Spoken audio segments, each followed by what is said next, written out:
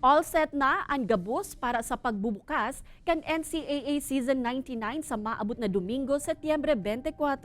Apero sa basketball as in volleyball games, mabuelta naman ang iba pang sports. Uyan report ni Jessica Kalinog. Let the 99th season of the National Collegiate Athletic Association begin. Kasado na ang Season 99 ka National Collegiate Athletic Association o NCAA na may temang New Heroes of the Game. Coming from a very successful Season 98 last year, laoman man ang mas intense na bakbakan. Dakol na NCAA events ang mabuelta this season. Kabali na ang face-to-face taekwondo as in chess games. Mabuelta naman ang badminton as in table tennis sporting events.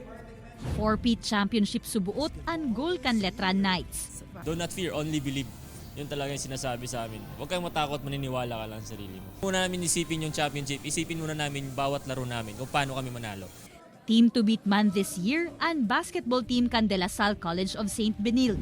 During this off-season, that's what we really worked on, which is our mental game lang.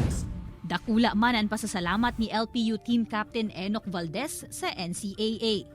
Kung hindi dahil sa NCAA, hindi naman ako mapapansin siguro ng PBA. Like, yun nga, hindi rin siguro ako madadraft kasi doon ako nanggaling eh. Ready naman subuot ang iba pang teams. Ang goal namin is mag-improve kami every training, every day.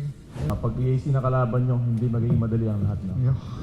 Obheto subuot kan NCAA na urog na maipaluwas ang tibay, disiplina as in excellence kan Jóvenes sa sports as in maging kampyon sa saindang buhay. The NCAA is all about the student athlete. They are our future hopes. So now we're going to see new faces.